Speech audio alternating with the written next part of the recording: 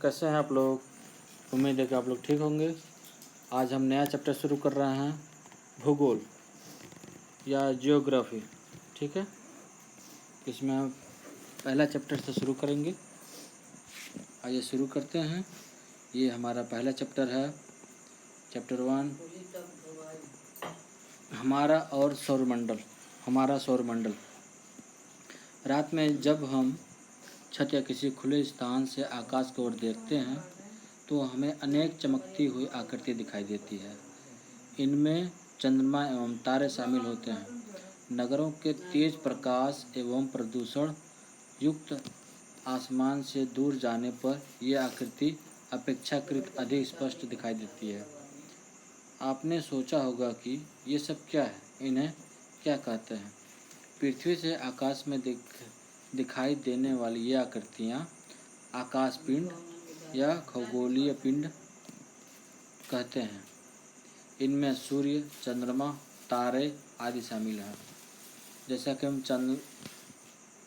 ये चित्र में देख सकते हैं। आइए विचार करें। चंद्रमा युक्त रातों में तारे एवं अन्य प्रकाशीय पिंड कम स्पष्ट दिखाई देते हैं। सूर्य के अतिरिक्त अन्य आकाशीय पिंड दिन में क्यों नहीं दिखाई देते। कभी कभी प्रातः या शाम को चंद्रमा हल्के रंग का क्यों दिखाई देता है। इसका कारण सूर्य अथवा प्रकाश का तेज प्रकाश है। रात के आकाश में टिमटिमाती हुई आकृतियों के तारे और अन्य आकाशीय पिंड शामिल हैं। तारे गर्म गैस से बने होते हैं। तारे गर्म गैसों से बने गोले हैं। इनमें स्वयं द्वारा उत्पन्न प्रकाश एवं ऊर्जा होती है। हमारे आकाश में अरबों तारे हैं। बहुत से तारे हमारे इतने ज़्यादा दूर हैं कि उन्हें हम बिना शक्तिशाली दूरदर्शी या टेलीस्कोप से नहीं देख सकते। बिना शक्तिशाली दूरदर्शी टेलीस्कोप नहीं देख सकते। हमारा सूरज भी एक तारा है जो पृथ्वी के निकट है। आइए विचार करें। आकाश में अनेक तारे हैं जो हमारे सूर्य से भी बड़े हैं, परंतु ये तारे चंद्रमा से भी छोटे हैं, कम प्रकाशवान दिखाई देते हैं। क्यों? आप नज़दीक के किसी वृक्ष को देखें, तत्पश्चात उसी या उससे बड़े आकार के किसी दूसरे वृक्ष को देखें। देखने के बाद तुलना करें। दूर का वृक्ष समान या बड़े आकार का होने पर भी हमें दूरी के कारण छोटा दिखाई देता है। इसी प्रकार ऊंचे उड़ते हवाई जहाज़ एवं पक्षियों का छोटा दिखने पर विचार करें। चित्र 1.2 में आप देख सकते हैं कि जैसे चिड़िया उड़ रही है या फिर हवाई जहाज़, देखने में दूर से दोनों ही तकरीबन छोटे ही दिखाई देते हैं। ठीक है। रात्रि के आकाश में हमें तारे का समूह द्वारा बनाई गई विभिन्न आकृतियाँ दिखाई देती हैं। इन्हें नक्षत्र मंडल कहते हैं। खगोल विदों के अनुसार आकार में कुल 88 नक्षत्र मंडल हैं।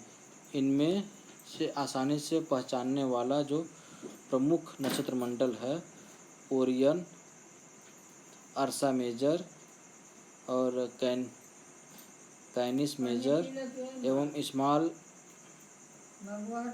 स्मॉल बियर संक्षिप्त मंडल प्राचीन काल से ही सप्तर्षि मंडल एवं ध्रुव तारे की सहायता से उत्तर दिशा का निर्धारण किया जा रहा है। सप्तर्षि तारामंडल के दो तारे ध्रुव तारे की ओर संकेत करते हैं। आपने अपनी दादी माँ व ध्रुव तारे की कहानी जरूर सुनी होगी। ध्रुव तारा उत्तर दिशा में सदैव स्थिर रहता है।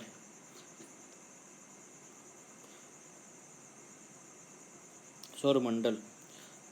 सूर्य, 8 ग्रह, इन ग्रहों के उपग्रह तथा कुछ अन्य खगोलीय पिंड जैसे क्षुद्र ग्रह, पुच्छल तारा तथा उल्का पिंड मिलकर सौरमंडल का निर्माण करते हैं। इसे हम सौर परिवार भी कहते हैं, क्योंकि सौर परिवार का मुखिया सूर्य है और यह हमारे सौरमंडल के केंद्र में स्थित है। सूर्य के गुरुत्वाकर्षण बल खिंचाव के प्रभाव के कारण सौर परिवार के अन्य सभी सदस्य सूर्य के चारों ओर परिक्रमा करते हैं। सूर्य सौरमंडल के अंदर सौरमंडल के केंद्र में स्थित अत्यधिक गर्म गैसों से बना तारा है। इसके मुख्य रूप से हाइड्रोजन, हीलियम पाई जाती है। यह बहुत बड़ा है, हमारी पृथ्वी जैसे लगभग 13 लाख गोले में समा सकते हैं। यह समुचे सौरमंडल में ऊष्मा एवं प्रकाश प्रदान करता है। सूर्य हमारी पृथ्वी में लगभग 15 करोड़ किलोमीटर दूरी स्थित है। 3 लाख किलोमीटर पर सेकेंड की चाल से सूरज का प्रकाश 8 मिनट 19 सेकेंड में सूरज से पृथ्वी तक पहुंचता है। यह चित्र में देख सकते हैं, सूरज कहाँ पर है और पृथ्वी कहाँ पर है, ठीक है, और बाकी तारे कहाँ पर हैं। उसके बाद ग्रह। जो आकाशीय पिंड अपने तारों के चारों ओर निर्धारित कक्षा में चक्कर लगाते हैं, उन्हें ग्रह कहते हैं।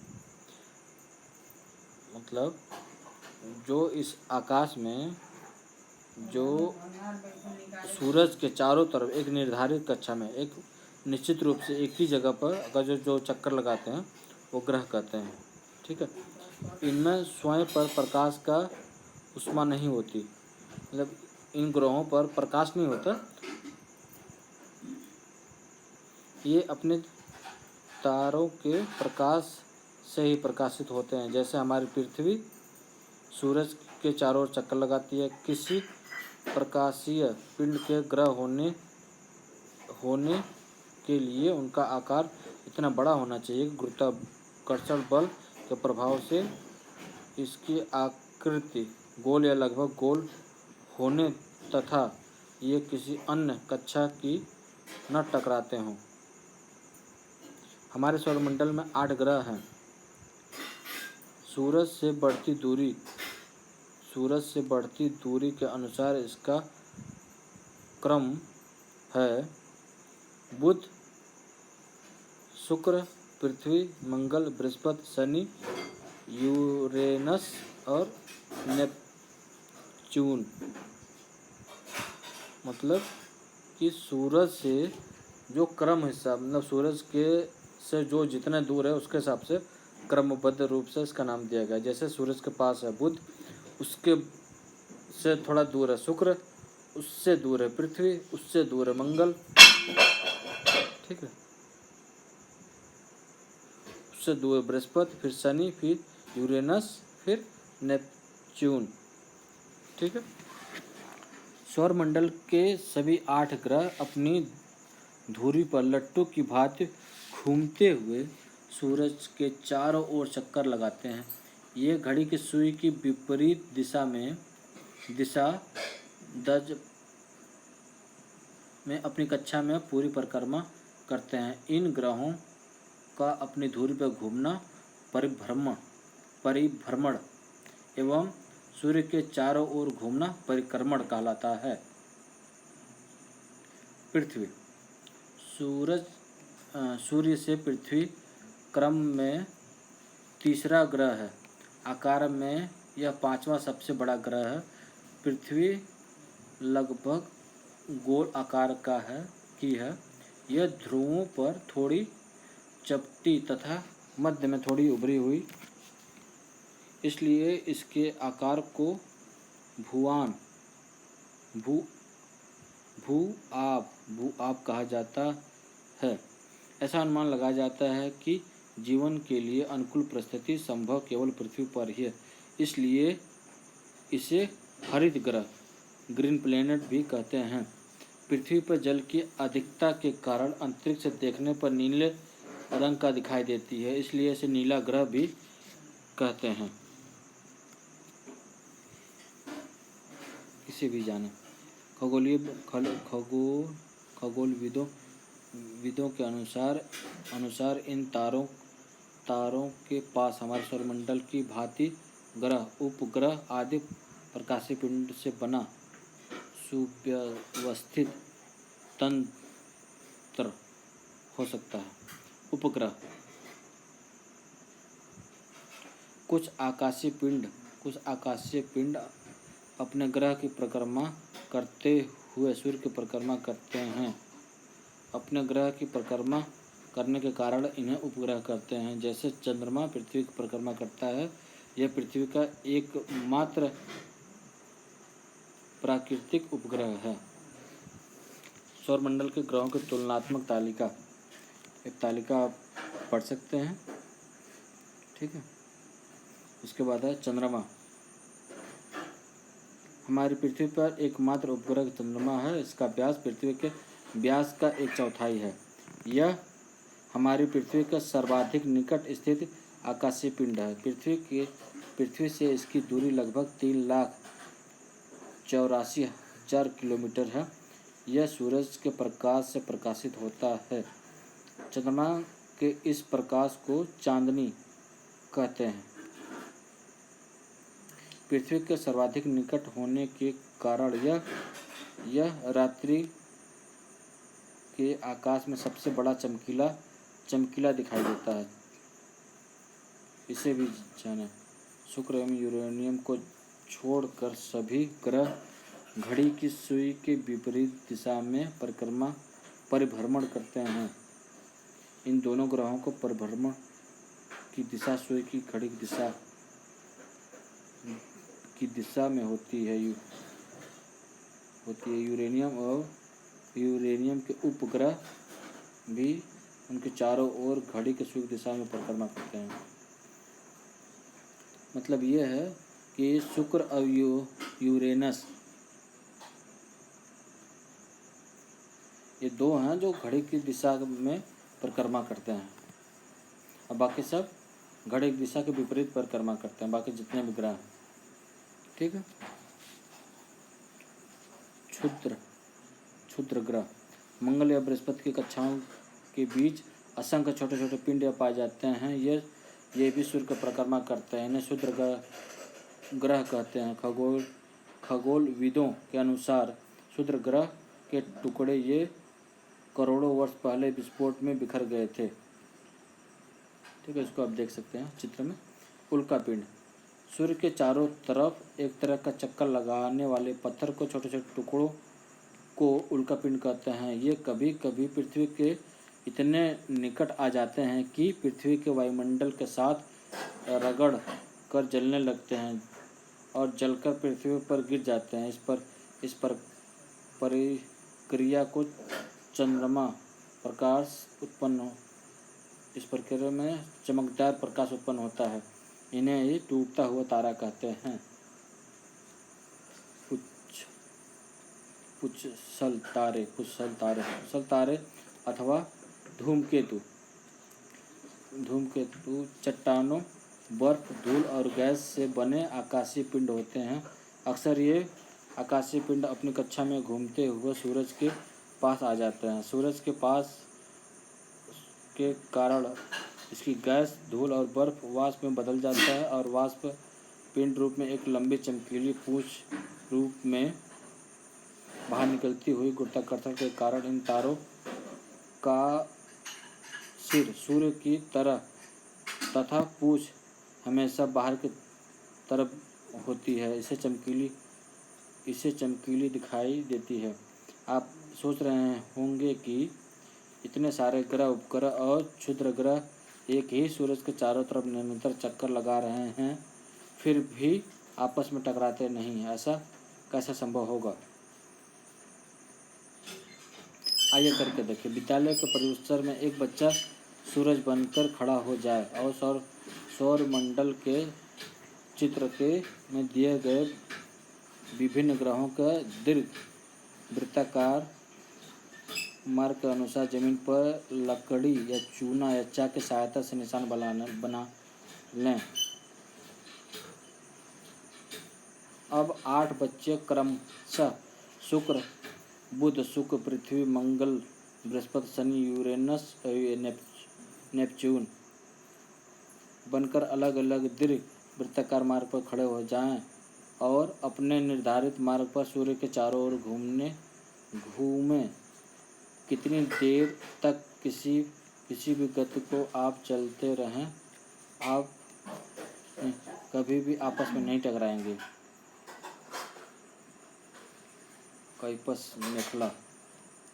यह नेपच्यून के तारे सौरमंडल के आखिरी सिरों पर एक तस्तरी के बद्ध के आकार की विशाल पट्टी है। इसकी असंख्य खगोलीय पिंड उपस्थित हैं, जिनमें कई बर्फ से बनी हैं। धूमकेतु इसी क्षेत्र में आते हैं। खगोलविदों का अनुमान है कि यहाँ ग्रह जैसे कोई बड़े आकाश पिंड भी हो सकते हैं। प्लूटो भी इसी मेखला में स्थित है, इसे भी जानें। हमारे सौरमंडल में अगस्त 2006 के पहले 9 ग्रह माने जाते थे। यम प्लूटो 9वां ग्रह था। यम नेपच्यून की कक्षा का अतिक्रमण करता था, अतः 24 अगस्त 2006 को अंतर्राष्ट्रीय खगोल संघ IAU ने यम को ग्रह की श्रेणी से हटा दिया।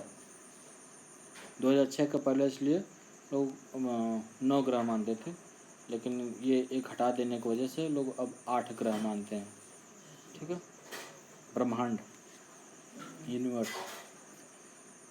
अपने तारों से भरे खुले आसमान की एक ओर से दूसरी ओर तक फैली चौड़ी सफ़ेद पट्टी को तरह चमकदार पतमार्ग को देखा है। यह करोड़ों तारों का समूह। इस पट्टी को आकाशगंगा गैलेक्सी कहते हैं। हमारी आकाशगंगा का नाम मंदाकिनी है। जो भाग पृथ्वी से दिखाई देता है उसे मिल्की वे कहते हैं। इसका आकार सर्पिलाकार तस्तरी जैसा है।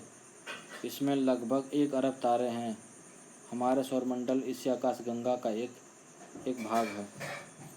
इस प्रकार की करोड़ों आकाशगंगाएं मिलकर हमारे ब्रह्मांड का निर्माण करती हैं। क्या आपने विचार किया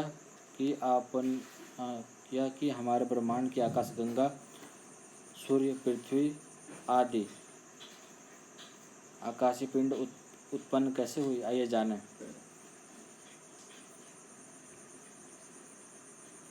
प्रकाश वर्ष लंबदब्द यह दूरी मापने की इकाई है। प्रकाश द्वारा अंतरिक्ष में 1 वर्ष में चली गई दूरी प्रकाश वर्ष कहलाती है।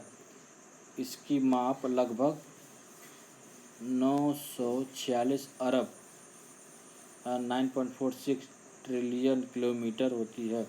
तारों के मध्य दूरी आकाशगंगा का आकार, आकाशगंगाओं के मध्य दूरी आदि दूरियां नापने में इसका प्रयोग करते हैं। हमारे आकाशगंगा इतनी विशाल है कि प्रकाश की गति से चलने पर इसके एक सिरे से दूसरे सिरे तक जाने में 1 लाख वर्ष लगेंगे। ब्रह्मांड की उत्पत्ति, बिग बैंग आज से लगभग 13 अरब साल पहले पूरा एक ब्रह्मांड एक गर्म और सघन गोले के रूप में था। अधिक गर्मी तथा सघनता के कारण इनमें अचानक विस्फोट हुआ। इस विस्फोट से बिग बैंग कहा जाता है। विस्फोट के बाद ब्रह्मांड तेजी से फैलने लगा और फैलाव आज भी जारी है। बिग बैंग की घटना से कुछ करोड़ों वर्ष बाद तारों आकाशगंगाओं का निर्माण होने लगा। वास्तव में आकाशगंगा का निर्माण हाइड्रोजन, हीलियम गैस तथा धूलकण से बनकर विशाल बादल के में इकट्ठा होने से हुआ है। आकाशगंगा को बनने वाले इन बादलों को निहारिका छमईसंद कहते हैं। गुरुत्वाकर्षण के प्रभाव के कारण इन बादलों में गैसीय पिंड बने और इनसे तारों का निर्माण प्रारंभ हुआ। आकाशगंगा के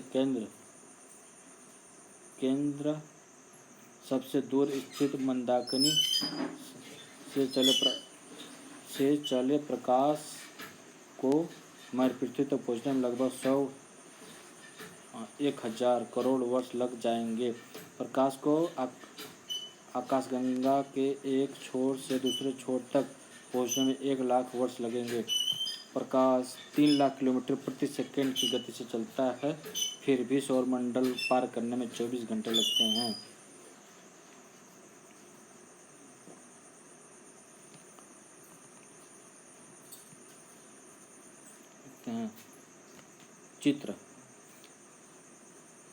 चित्र में एक विशाल ब्लैक होल को गुरुत्व केंद्र पर कार्य करता है।